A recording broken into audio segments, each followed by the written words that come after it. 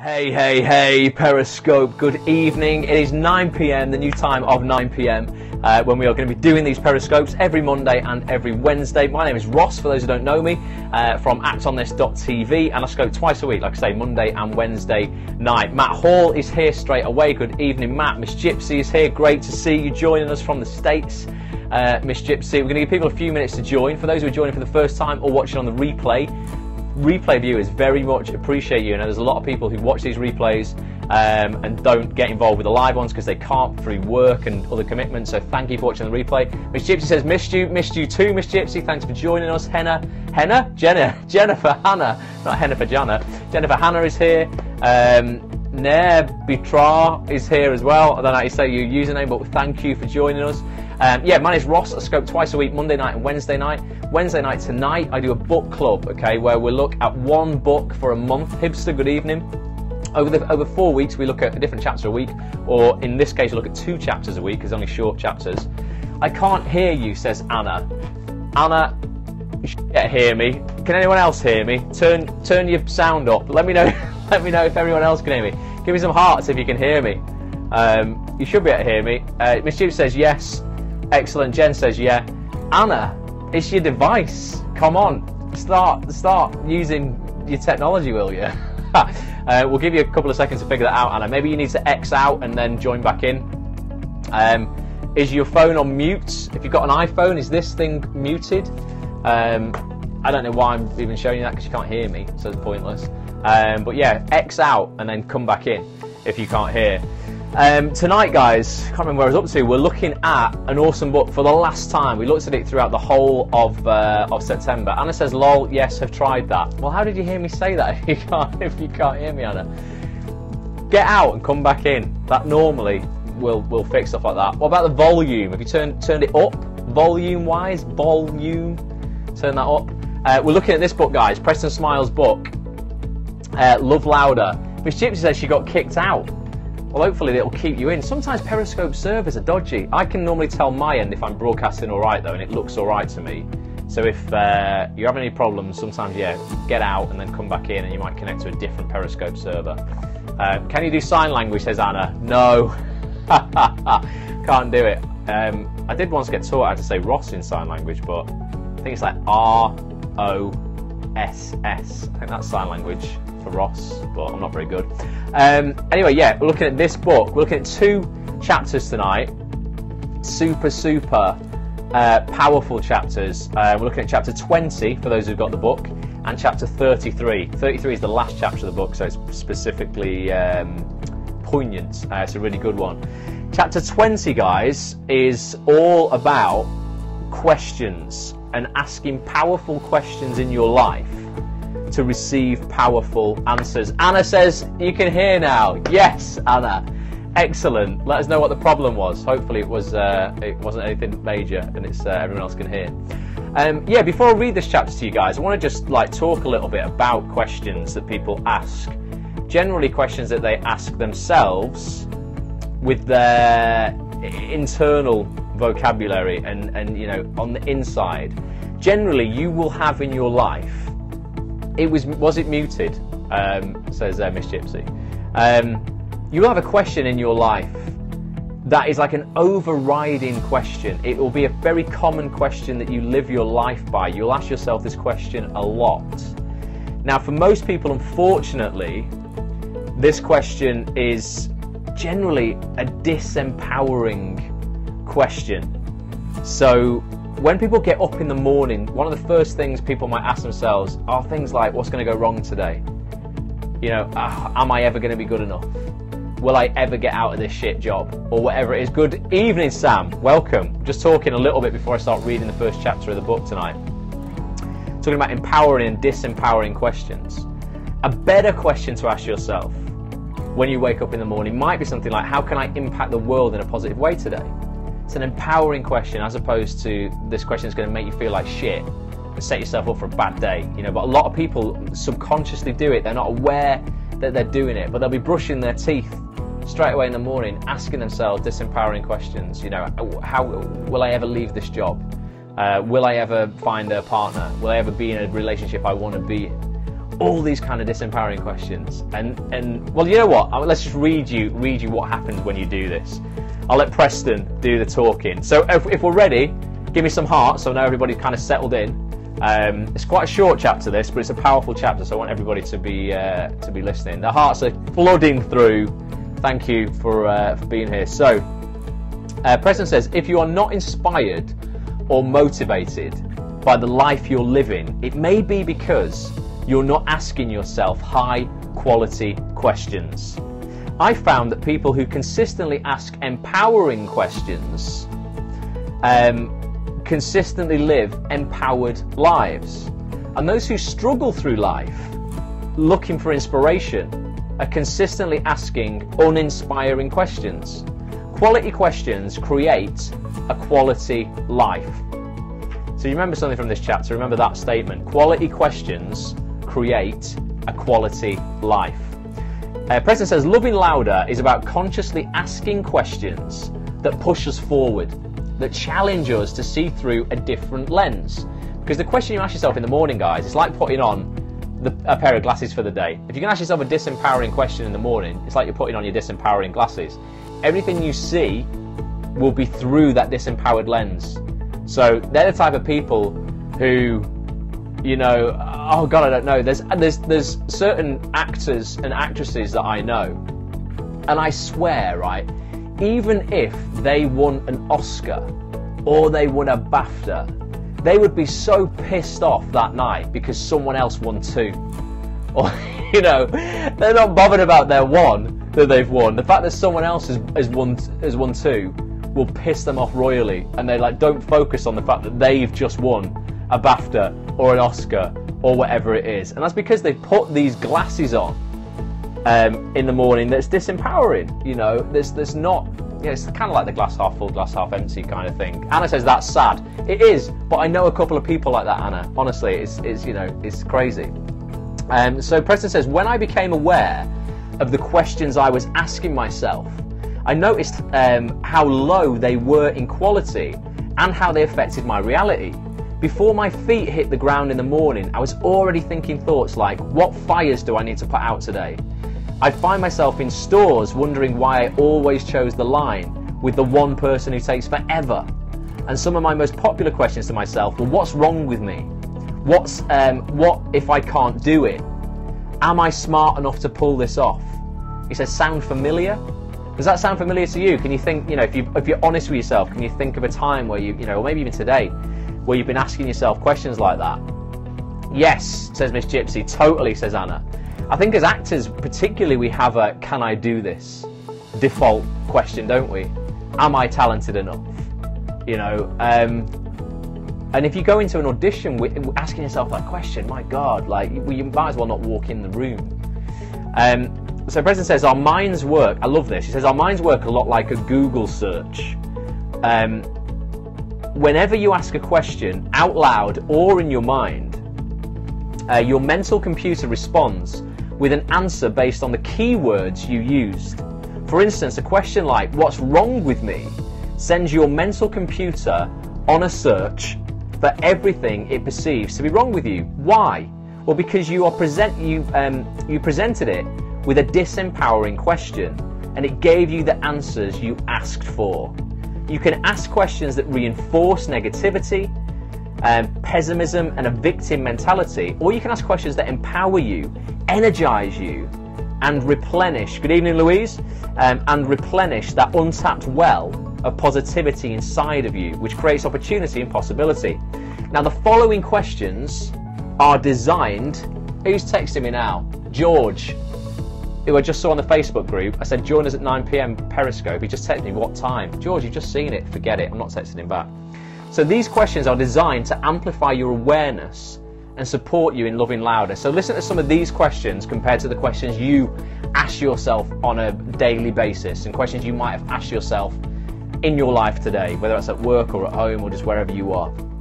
Morning questions, okay? These are the ones you can ask and answer first thing in the morning that are going to set you up, you know, way more positively for the day. George is here. He's joined. George, he just texted me. I said 9 PM and he's here. Nice one. So these are the questions you can ask yourself in the morning that are going to empower you, as opposed to the shit questions that are going to disempower you. There's 3 of them. What am I most grateful for right now? It's a brilliant question to start your day off with, because you will always find something to be grateful for, no matter how shit you are feeling. If you look for it, you will always be able to find it. And scientifically, psychologically, we can't be in a state of anger and gratitude at the same time. You can't be grateful and angry at the same time. You can't be sad and grateful at the same time. They are mutually exclusive. You can be one or the other. And you know, scientists, psychologists have discovered this. So one of the quickest ways to empower yourself is to ask what you're most grateful for right now. Why am I here? But what the heck, says George. Actors together. Exactly, sunshine. George, seriously, this is like empowering stuff. This will help you in all areas of your life. So I was saying, George, most people ask themselves disempowering questions when they wake up in the morning or throughout the day. Things like, am I good enough? Will I ever get this job? You know, yeah, George, you know, so George has anxiety, so I know you have some anxiety issues sometimes. And that might be asking yourself questions underlying that, like, what's going to go wrong today? What if this happens? Oh, you know, what could upset such and such a thing today? Whatever, you know, whatever that is. You want to replace those questions with things like this. What am I most grateful for? Whom do I absolutely love who loves the crap out of me? You'll always find somebody. There's going to be someone, even if it's just one person in your life, you know, who no matter what you do, you're like, they're always there for you. You know, they still might give you some shit, but they're always going to be there for you. And it's amazing just to have that one person. Another question, what am I most excited about in my life right now? That's what I ask people when I first meet them. I was sick of asking people, how are you doing? So boring and such a generic question. I promise you, if you want to kind of spark up a great conversation and come across as someone who's actually, you know, got a little bit more about them, when you meet somebody, say, oh, really, really nice to meet you, pleasure to meet you. You know, so what are you most excited about in your life right now? What's going on? And people will be taken aback by that and like, oh, well, actually, you know what? I've just booked this holiday, or I've got this job, or I'm doing this audition, or whatever it is. And instantly, people will start presenting the best versions of themselves to you wherever you go. It's brilliant. Gary, good evening. Thanks for joining us. So they're your morning questions you want to ask. What am I most grateful for right now? Whom do I absolutely love who loves the crap out of me? And what am I most excited about in my life right now? Now, midday questions. Okay, a little bit later on in the day. Preston suggests, what am I committed to right now? Remind yourself what you're committed to right now, you know, because you're going to hold yourself more accountable. What's my intention for this moment? So before you go into an audition, ask yourself that. What is my intention for this moment? Well, your intention is to shine as like a decent actor. Your intention is to go in there, make connections that count, you know, be positive, be a positive force, impact the people watching you positively. That is your intention. Don't ask yourself, what if I forget my lines? Seriously, it's bullshit. You will just fuck up your entire audition. You must ask yourself, you know, what is my intention? Get clear on your intention. What am I most proud of in my life right now? Is a hugely inspiring question. It doesn't have to be $1 million thing. You might just be proud, you know, that you got out of your comfort zone today and you did something that was uncertain. You know, it doesn't have to be this mega huge thing. And then end of the day questions. So when you're getting ready for bed or you clean your teeth, getting ready for the end of the day. How did whatever I experienced today, whether positive or negative, serve me? So if it was positive, it will have served you well. If it was negative, I promise you it will have served you well because you will have learned from it. Okay? So how did the thing that you did today and you experienced today serve you?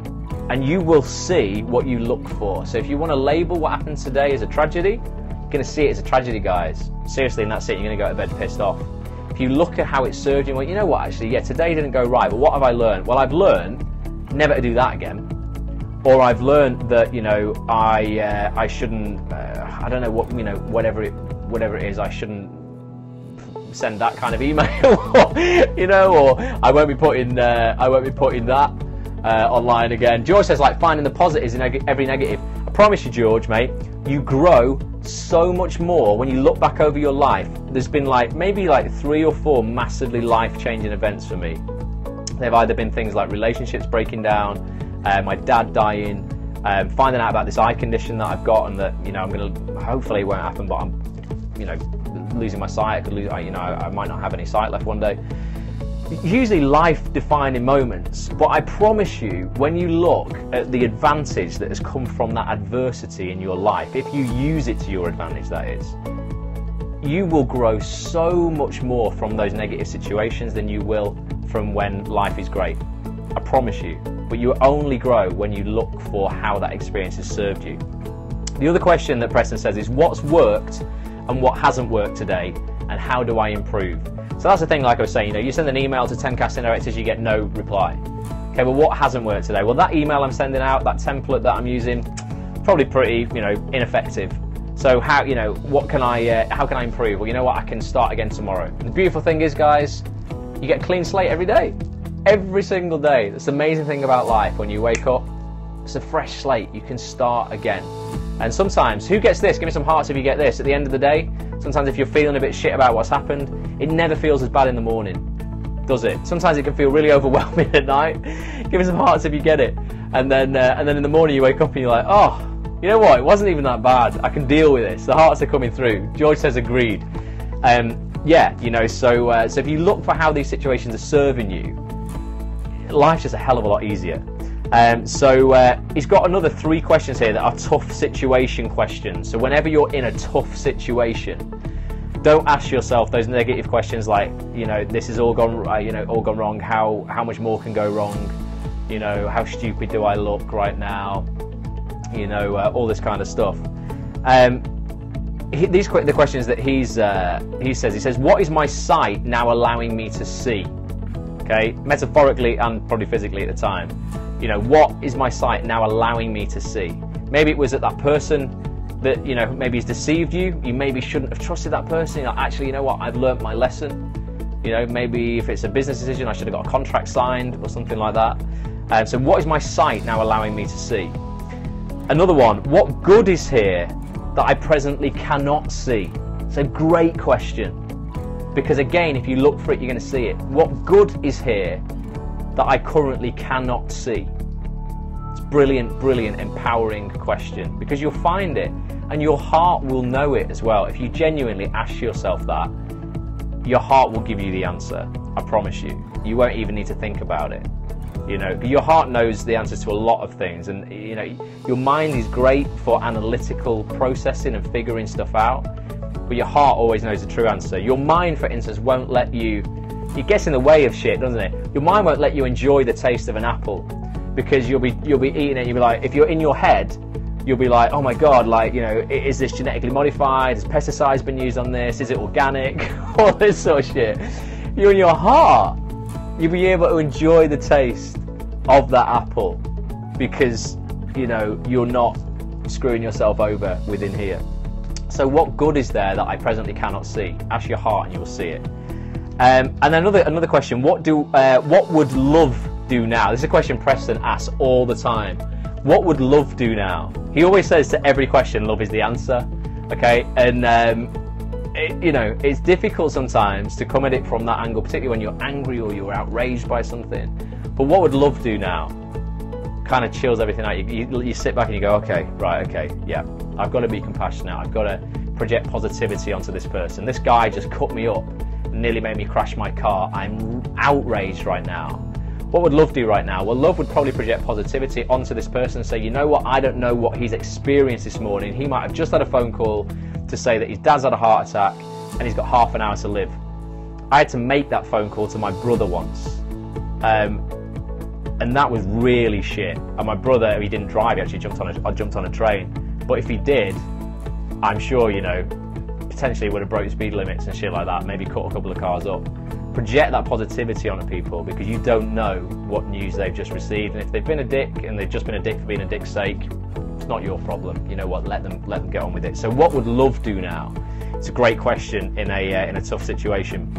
What's the highest choice in this moment? So what's the best choice that you can make in this moment? Is it to flip out and honk your horn and try and cut up this other guy in revenge, or is it actually just to chill out because that isn't going to serve you well? So what's the highest choice you can make? Will this matter 3 years from now? It's a brilliant one, because none of your shit is going to matter in the majority of cases 3 years from now. Will this matter 3 years from now? Why am I so worried about walking into this room for this audition in case I screw up. Will it really matter in 3 years from now? No, because hopefully there's going to be a shed load of auditions between now and those 3 years. Am I taking this too seriously? Sometimes we like to play the victim, don't we? And we just go, oh, you know, we like that connection we get with ourselves when we wallow in shit sometimes. You know, am I taking this too seriously? You probably are, you know. And sometimes it's funny, isn't it, how someone can send you a text and you don't quite know the way they've said it because it's just a text, and someone can take that the wrong way sometimes. I've had that sometimes. People have been offended. I've been like, oh my God, I was so joking when I sent that text, but you couldn't hear me read it out for you. Absolutely, says Miss Gypsy. Yeah, you know, don't take things so seriously. People generally mean things in jest. Because we're trying too hard to make the casting director believe in us rather than believe in ourselves. Yes, George, brilliant, exactly. If you don't believe in yourself, no one else will, mate. No one else can possibly believe in you, you know, if you don't. If you don't love yourself, no one can truly love you. Like, that sounds corny as hell, but it's very, very true. When you're all right with yourself, everyone else will be all right with you as well. When you've got issues with yourself, you won't be right with everyone else, and then therefore they won't be right with you. And then this is a really, really super important question. Am I present right now? Am I present right now? Beverly's office taught me that, says George. Beverly Keogh's office. Awesome. I just want to get some auditions, says Anna. Well, that's it, Anna. Maybe you need to stop asking yourself, will I ever get an audition? And start asking yourself, how can I guarantee myself an audition this month? You know, I'm not saying you can do that in a day. You can go, how can I get myself an audition today? It might be unrealistic. How can I get myself an audition this month is not unrealistic at all. 4 weeks to find yourself one audition, you can do it. Absolutely, if you take the action. But you might be asking yourselves all these questions that are, how will I ever get an audition? You know, or, you know, will I ever get an audition? So Anna says, how? So Anna, what you need to do is you really well, first of all, so the ingredients in order to get yourself through the door generally, and we all know this, we talk about it all the time, and it's, if anything, it's over spoken about, but headshot, show reel, and spotlight link, you know, or CV if you're not on Spotlight and you're just starting out. Once you've got those down, you've been working hard on your show reel. I've seen it, and it's very, very good. I've seen the cut down version of it. Are you doing anything with it? If it's sitting on your hard drive, you might as well not have it. So you've got all of those things. You've got your show reel, you've got new headshots that are great, I've seen those as well, and you're on Spotlight. So then you want to go, okay, right, I need to eat, breathe, and sleep this industry.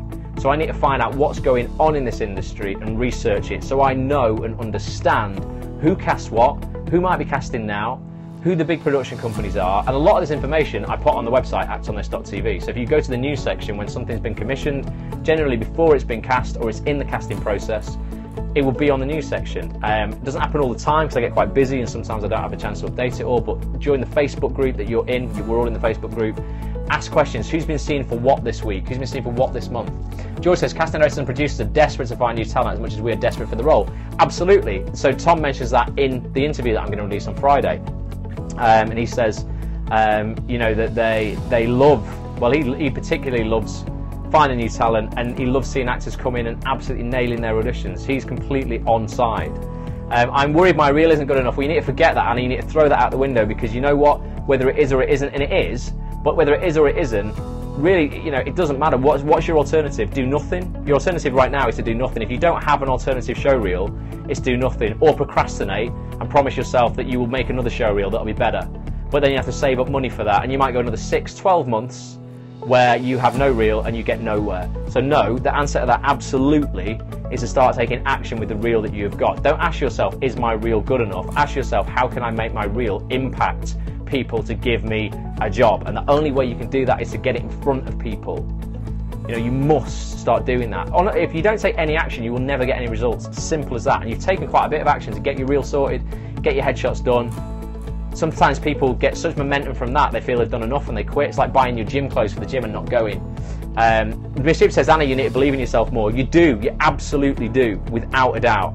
You've got, obviously, and a lot of people have this from previous past experiences, from what I can see in a lot of people in the Facebook group, and there's a lot of people in life, is you've got a lot of limiting beliefs around your ability, probably because of past experiences and shit people have told you 5-10 years ago, experiences you've been through, relationships you've been through, all this stuff that's left you with limiting beliefs in and around what you are and aren't capable of, and they're beliefs that were never meant to be your own. These have been forced upon you by other people in those situations. George says, Anna, you need to take control of your career and make people believe. Absolutely. So you have two choices. You don't believe in yourself and you take no action, thus you get shit results, and your belief in yourself as not having any potential is reinforced. Or you go, you know what, if it's been done by another human being, I can do it. Therefore you take the action. By default, you've taken so much action, you get good results. That feeds back into your belief and you go, see, I told you I could do it. I feel I've got more potential for next time. And then that spirals on and on and on. And that's how people become more and more successful. But you've got to start from a place where you believe in your potential. If you don't believe in your potential, then you will never experience success. Simple as that. I have a meeting with a film director in London, says Anna. Well, there you go. So make sure it's so go to that, and don't ask yourself questions like, what if I screw up in front of this film director? You know, what if this film director doesn't like me? Start asking yourself those empowering questions. How can I impact this film director positively? How can I make myself useful to this film director?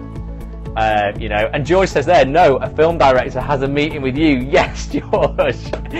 That's great. No, a film director has a meeting with you. Exactly. It's a mutual meeting. You know, you're both peers. And you know, people are human beings, Anna. We're all just human beings. You're made of the same shit as that other guy. So don't be intimidated by people. So Preston finishes this off and he says, if you really want to amplify your life, make this part of your daily routine and post these questions where you can see them. So, you know, write these type of questions down, watch the replay of this and copy them out, and then you put them on post-it notes in places. When you're brushing your teeth, put those 3 questions. What am I grateful for right now? Who do I love and who loves the crap out of me? What was the other one? What am I most excited about in my life right now? If you can put those 3 questions on your bathroom mirror and answer them every day and get into the practice of practicing gratitude, you'll be so much more fulfilled with your life. I promise you, I started doing it 2 years ago, and sometimes I genuinely, not all the time because we can fall out of it when we're not conscious, but a lot of the time I will genuinely walk down the street, like, it's sometimes quite ecstatic. It sounds so bonkers, but just like literally looking around and saying, oh my God, I'm so grateful for my sight right now. I'm so grateful that I can see these trees, this grass, the sky, the clouds. You know, I'm so grateful for the air that I breathe. I'm so grateful that I'm in a country that isn't being bombed the shit out of right now. Just look at Syria and all these countries around the world where kids are dying, you know, and aren't even, you know, getting that privilege of reaching 10 years old. We're so privileged to, you know, I'm so grateful to have reached 34 years old and still be here with, you know, a dodgy eye condition, but nothing else. No ailments, strong, all my other senses work so well. I'm so grateful for those. And yeah, you know, you just end up not taking shit for granted, and you really appreciate every single day, and you just live at a higher level of consciousness. There's another text through there. Doesn't matter though. I was thinking, who's texting me now? Someone else who can't join the scope. So that was the first chapter I want to look at, and I want to look at. I know that was quite a long one actually, half an hour, but I just want to look at for 10 minutes at this last chapter. Do you get that though? Give me some comments. Is it useful to you? You know, are you going to start asking yourself more empowering questions as opposed to the ones that make you feel bad and unworthy and not good enough and not talented enough and not good looking enough and not rich enough? All those questions that ultimately will make you, you know, fail. You're just going to be a loser if you ask yourself questions that losers ask themselves. Yes, says Gary. Really helpful, says Anna. Awesome. It's really powerful, guys, honestly, really, really is. You are right, because I never asked myself, says George. Start asking yourself, George, man. And George, you've got so much opportunity, mate, to be grateful for. George, for those who don't know him, great actor. Like, I'm not just saying it because you're here, George. You are very talented. He's in a great niche. Not loads of competition in his niche. What would love do? Really good question, says Gary. Yeah, it's a really good question. And so George did Ordinary Lives, BBC drama last year, with names like Mackenzie Crook, Jason Manford, Michelle Keegan, some great people in that. Miss Gypsy won't have a clue who these people are because she's in America. And then he did the A Word with Chris Eccleston. Who was in A Word? Morven, what's her name? I can't remember her name. There's some great people in the A Word anyway. Some great Lee Ingleby. Some great people in the A Word. That might be going again. Hopefully George gets seen for that again. But George, you've got so many and George says, and me, you were in it obviously. So many opportunities to be grateful for, mate. You've got to start capitalising on them more and more and more. A-word is going again, excellent, so George is going to be in that. Yeah, start asking yourself these empowering questions. How can I make more of even more of these situations? Billy Bradshaw's in the house. Excellent to see you, Bradshaw. Just as we're getting on to the next chapter, you've missed one chapter of this book tonight. It's a super powerful chapter, Bill. Start watching it on the replay after this. You can watch it on Periscope as a replay or on actonthis.tv tomorrow morning when I re-upload it. So this is only a short chapter, guys. The last chapter in the book, it says there is no elevator to success. We all have to take the stairs. Give me some hearts if you agree with that. Seriously, there is no shortcut to success. All my family in the UK, so some are familiar, says Miss Gypsy. Oh, so you will know some UK actors, Miss Gypsy. You'll know George soon, I'm telling you, it's going to be big. But yeah, there is no elevator to success. There's no shortcut. Don't buy into shit where people tell you you can work smarter, not harder. In productivity you can occasionally, in terms of getting computer applications and things that will automate procedures for you.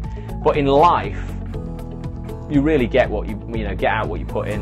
And again, it's a cliche, but cliches are cliches for a reason because they're generally very, very true. So let's just read this quickly. It's only 1.5 pages. Preston says, once you have defined what success looks like for you, and it will be different for everybody, okay? Success for you might be to have a family and to have love around you. It's a brilliant, brilliant, definition of success. For someone else, it might be to make $1 billion. And equally, that's just as valid if it doesn't corrupt you and make you do bad things. So it will be different for everybody.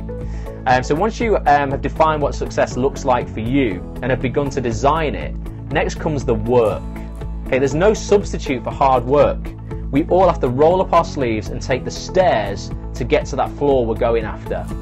The Roman philosopher Seneca once said, luck is what happens when preparation meets opportunity.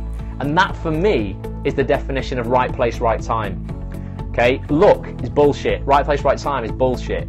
It's where preparation meets opportunity. If you are prepared for when that opportunity arises, Anna, so you're prepared with your stuff now when that opportunity to meet the film director arises, you can capitalise on it. That film director might have got in touch with you and said, Anna, I want a meeting with you anyway, and you've got no show reel and no headshots. You can't capitalise on that meeting. So it's not lucky that you got a meeting with a film director. It's the fact that you were prepared to take that opportunity. You weren't in the right place at the right time, because if you weren't prepared, you wouldn't have been able to take the opportunity. You'd have still been in the same place at the same time, but you wouldn't have been able to capitalise on it. So don't believe in luck, okay? Seneca, super awesome philosopher. Remember, luck is what happens when preparation meets opportunity. The preparation is the work, and the opportunity will find us when we are truly ready to work and make it ours.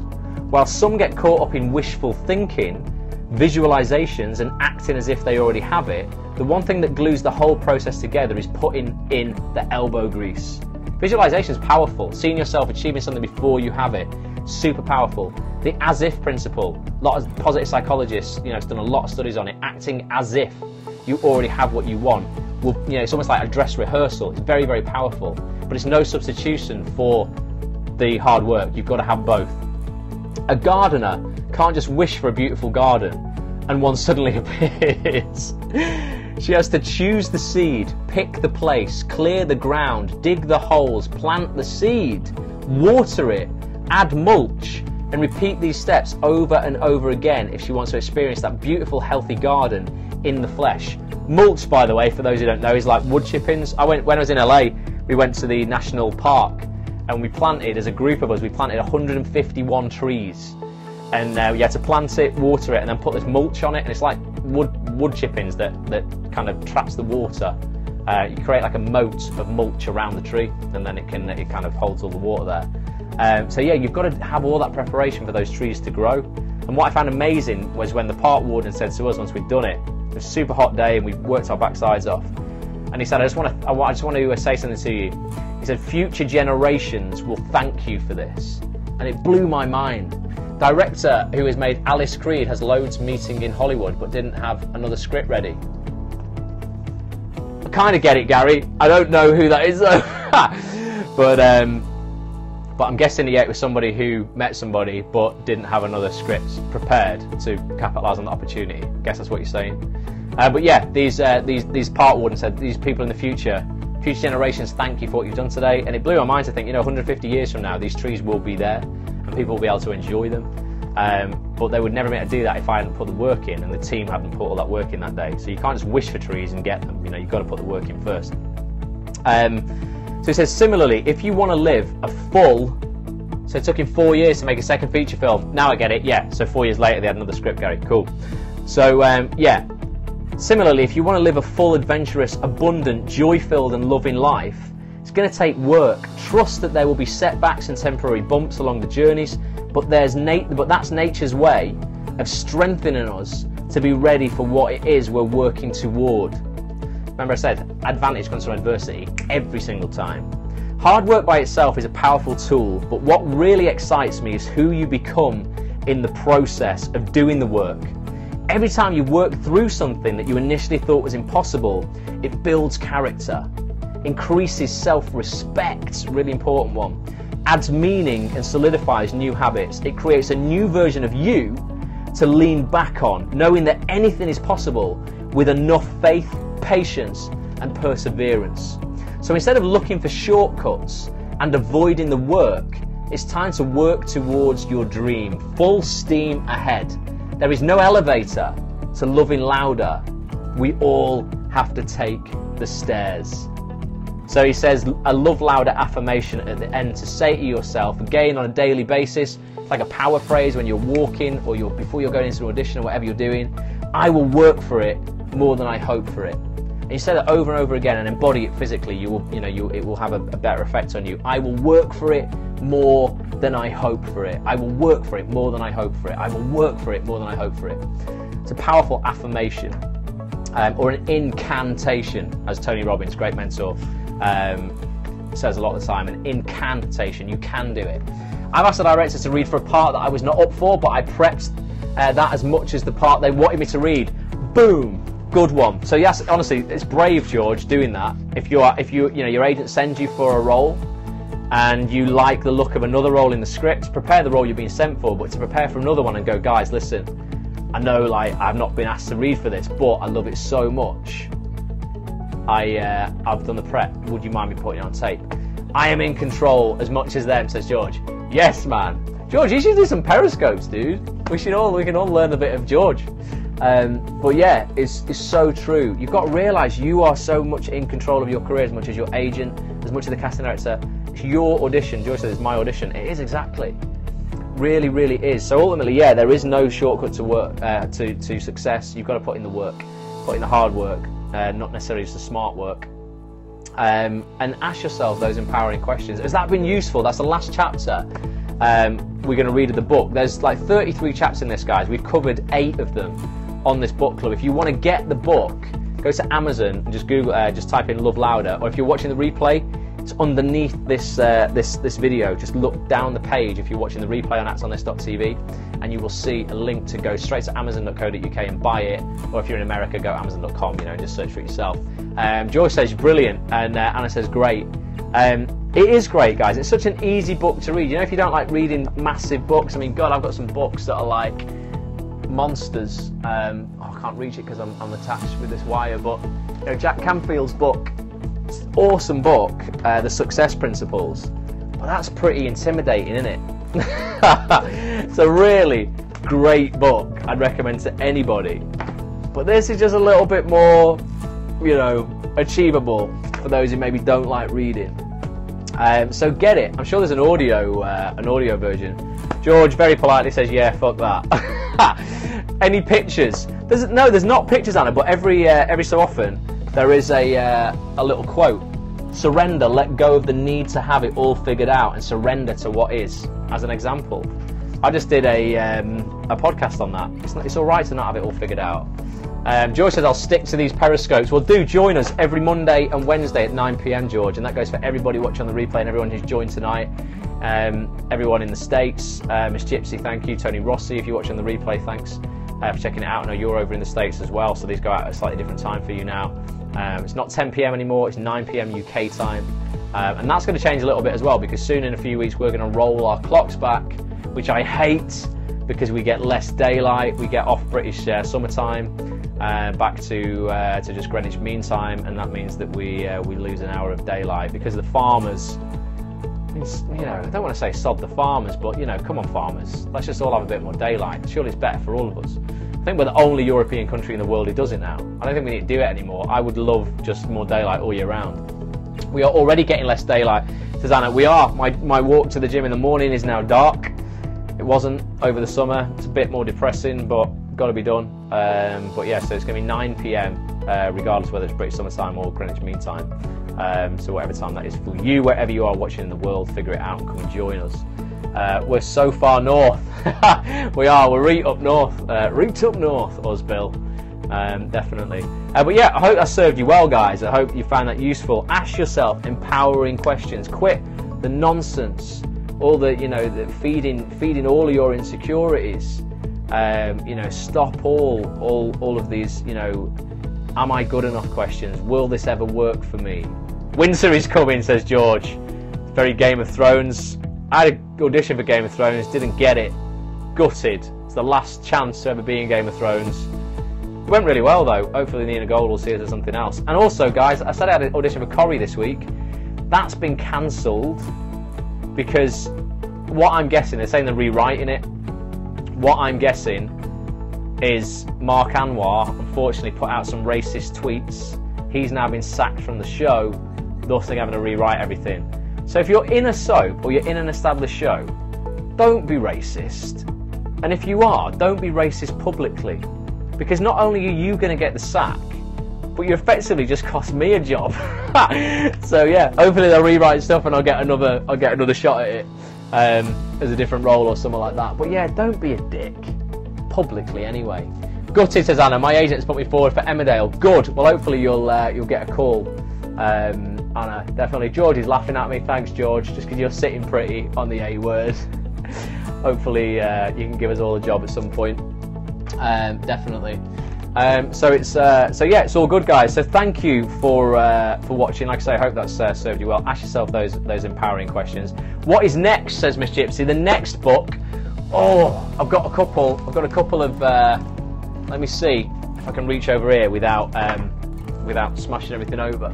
Got a few here that I've been buying.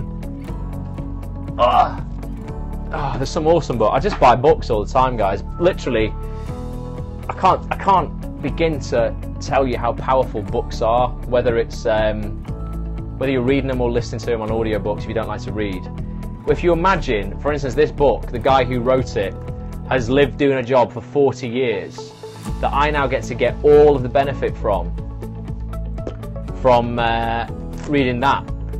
40 years experience. I can either spend 40 years figuring it all out myself, or I can read this, take me a week if I read it slowly, and I can benefit from it all. So George says, anything on anxiety? Maybe, you know what? No, I haven't, but I can definitely get something that if that's something people really want to look at, and if you find that helpful for auditioning in life, I can do that. This book's a great book called Never Split the Difference. It's by a former FBI. Well, the head of the FBI's negotiating department. So this is all about negotiating and getting people to do what you want them to do, not in a manipulative way, but effectively it makes you become an awesome negotiator, asking all the right questions to get the best out of people and to help, to make people collaborate with you, whether that's in your acting industry or, or just in life. But it says Negotiating as if your life depended on it, by Chris Voss. Great book. Might not do it for book club, but I'm definitely reading it myself. Ego is the Enemy by Ryan Holiday. Great book again. Bit complicated for book club, I think. This book's probably not for book club, but one I would recommend to you all. I met the author. I went to speak at a breakfast meeting at the Ivy in London, super posh, and met a guy called James Melville Ross, who had two incredibly, severely disabled children, twins, and he documented over 12 years in this book, the journey of bringing these kids up. And at first he said, you know what, it's so brutal, it's brutally honest. One of his kids, had something like 3 cardiac arrests within the first day of being born. And he said, look, I was super honest. I thought to myself, it will be better if these children die than if they live. And he says, and I now know that's so terrible. He says, one, because it disrespects anybody who's lost a child, and two, it also disrespects anyone who's disabled and who's lived. Completely changed his attitude now entirely. And he's so super grateful, like we said, you know, looking for what you're grateful for being, you know, the father of these kids, and they're amazing children now. And it's just it's a book that will make you laugh and cry, but is really human. No, you know, not sugar-coated at all. And really is about overcoming that adversity in your life. So probably not one for book club because it's not acting related, but if you want a good read, Two for Joy by James Melville Ross is a great one. I've got a shed load, but I'll figure it out. If you want something on anxiety, say yes now in the comments and I'll find something on coping more with anxiety, if that's an issue for you in your life. I know a lot of actors it is for. George says yes, Anna says yes. If that's a popular, popular topic, Miss Gypsy says yes.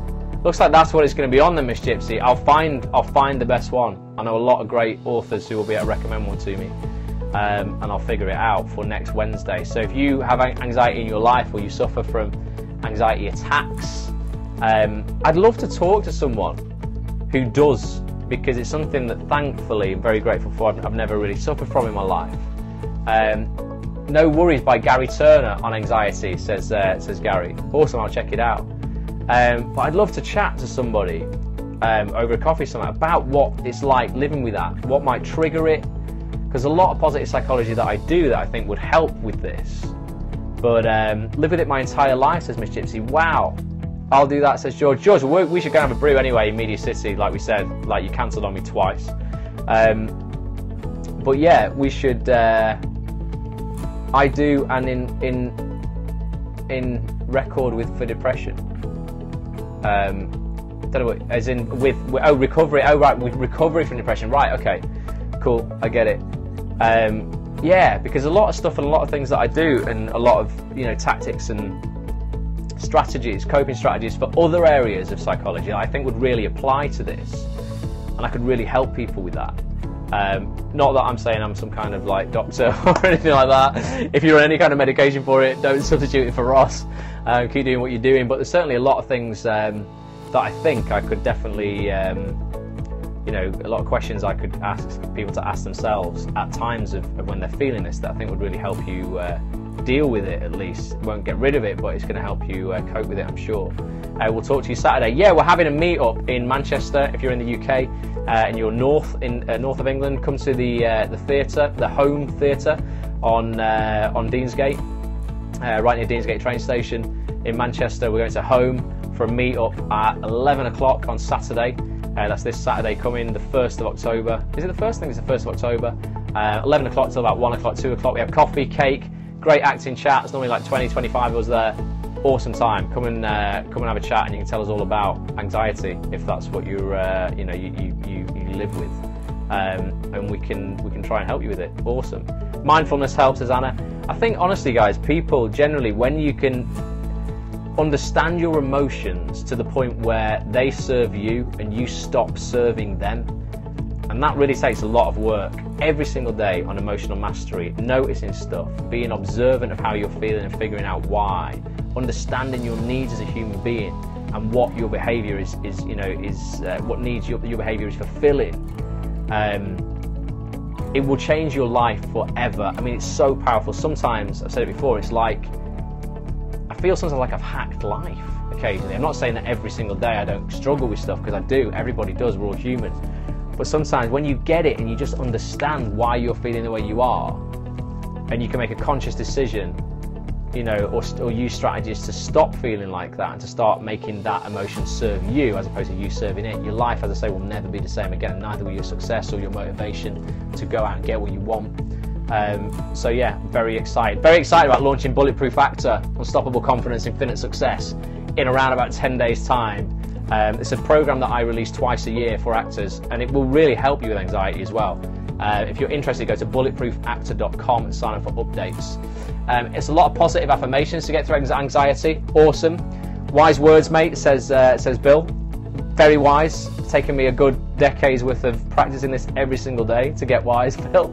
But it's just ingrained in me now. It's part of what I do in life. So life becomes a lot easier. Turning negative life experiences into positives. They always are. They always are. So there's someone on the Bulletproof Actor course in the previous enrollment who had been through something massively traumatic. I mean, something that I could never possibly imagine going through. And it was very hard to work with this person and figure out actually how we could use that situation to empower them today.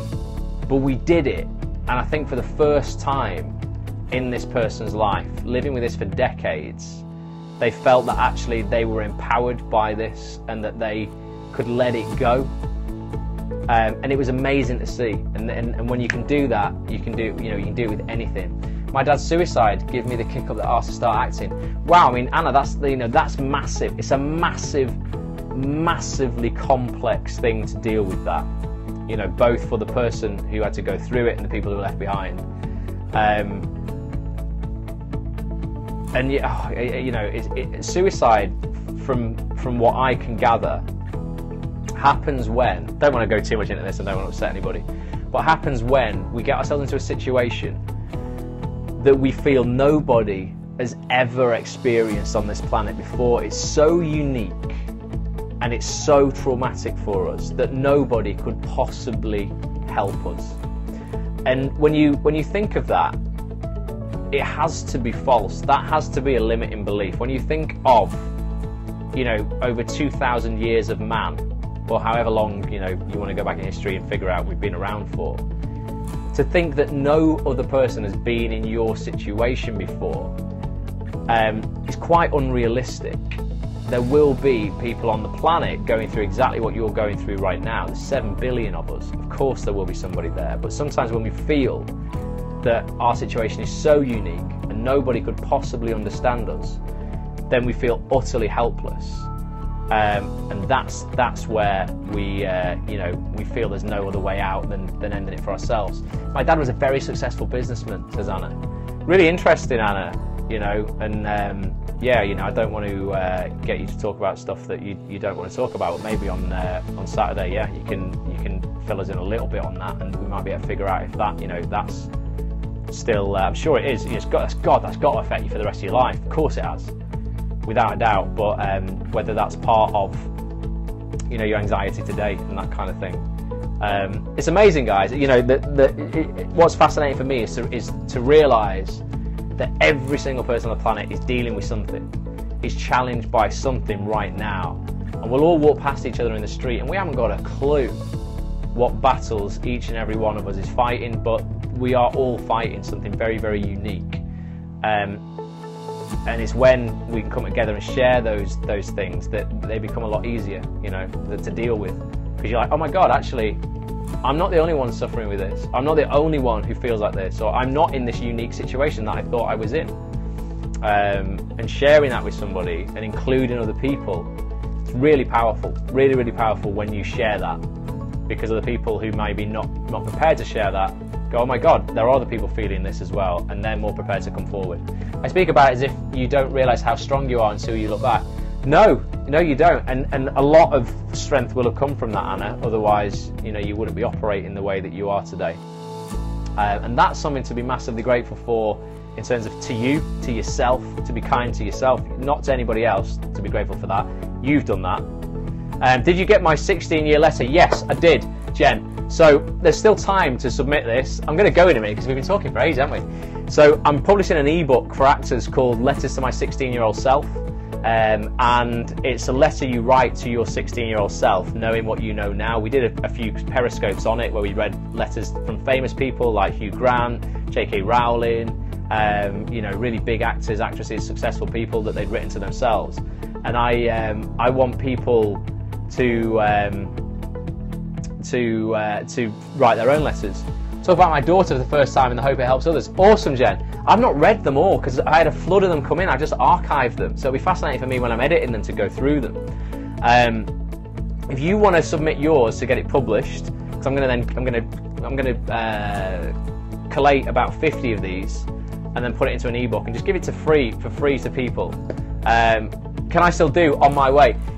Yeah, absolutely, George. Definitely. So all you need to do is go to actonthis.tv/dear16, and that's dear16. Gary, I've seen yours come in as well. Thanks, mate. So actonthis.tv/dear16, and you'll go to a page with a form on there, and there'll be a video on there explaining what I'm doing and why I'm doing it. And then fill the form in, and it'll submit it, and then I will be publishing those sometime before Christmas. We'll give it as like a little, a nice end of the year kind of giveaway to actors, just to inspire people, to motivate people, and to realise that we're not on our own. Everyone else is going through something or has been through something, probably very similar to what everyone's going through today.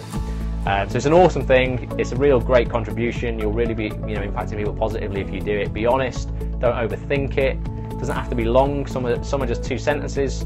Some are 500 words.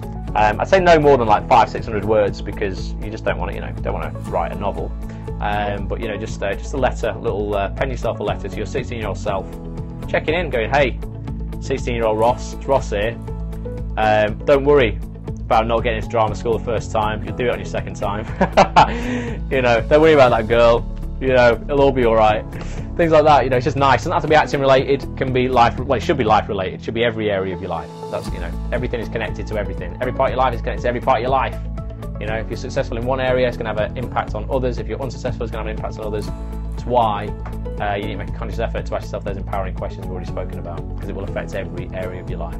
Right, guys, we've been an hour. It's been amazing, though. Thank you so much for joining me tonight. Massively appreciate you choosing to spend this hour with me and not spend it watching TV or whatever you could. Miss Gypsy says, when is the deadline for the letters? Well, there isn't one right now, Miss Gypsy. There might be one on that page. Ignore it, because I've not collated anything yet. Well, I have. I've archived all the letters that are coming through. There's probably about 25 come through so far. But I'm just going to leave it open until I've got the Bulletproof Actor launch out of the way, which will be mid-October when that's all finished, when I take in the next enrolment for that class. So until that whilst that page is up and still accessible, it's available. The Hipster says, thank you. Cheers, Hipster. Thanks for showing up. George, thanks for being here tonight as well, mate. Appreciate you. Jen, Anna, Miss Gypsy, everybody who's here. Bill, thanks. Everybody who's been here, thank you very much. Like the new sign, said Miss Gypsy. Yeah, you missed this on Monday's Scope. Got a new poster, new company rules, includes things like take responsibility, be humble, find a solution, embrace change, collaborate, listen, improve daily, and lead and not follow. It's a good one. Thank you. Thanks all, says Jen. Thank you, says Gary. Amazing. For those watching on the replay, thanks so much for sticking with us this far. Really appreciate you. If you want to watch any more replays, there's another 125 of these, like I say, on actonthis.tv. Glad I got on Periscope, says Bill. Bill, we do it every Monday and every Wednesday, mate. We've been doing this for a year. You've been missing out. Fucking sort your white walls, though, says George. What's wrong with white walls, man? It's clean. Clean. Makes my eyes sore. Turn your brightness down. Turn your brightness down. It's clean. I need light because of my eyes, so the brighter the room for me, the better, man. I can't see in the dark. It's a side effect of the condition I've got, so the brighter, the better. Amazing, guys. Appreciate you all. Thanks so much. I will leave you with that. But yeah, ask yourself an empowering question. Before you go to bed, ask yourself, what has served you well today? What has the experience, whether negative or positive, you had today, how has it served you? Ask yourself that question. When you wake up in the morning, ask yourself, what are you grateful for? If you can, write down 3 things you're grateful for. And throughout the day tomorrow, ask yourself nice questions. How can I impact the world more positively? How can I help somebody improve their life today? Honestly, you will get everything you want out of your life by helping others get what they want out of theirs. I stand by that 100%. And when I got that, again, my life was never the same, and yours will not be either. When you whatever you want to get out of your life, you will get to helping other people get what they want out of theirs. So true. Thanks so much for watching. I will speak to you on Monday, 9 PM, same time. Get on iTunes, search for Act on This TV. In the meantime, you can download the Fire to Thrive podcast. A brand new episode of that comes out every Friday. It's a bit like these Periscopes, but a cut down version. actonthis.tv, search for it all one word on iTunes. And I'm launching the new interview with Tom Sherry, executive producer from Red Productions, this Friday as well. So check out actonthis.tv at about 9 AM before that. Thanks so much. I've said it a million times, but I'm definitely going now. Bye for now.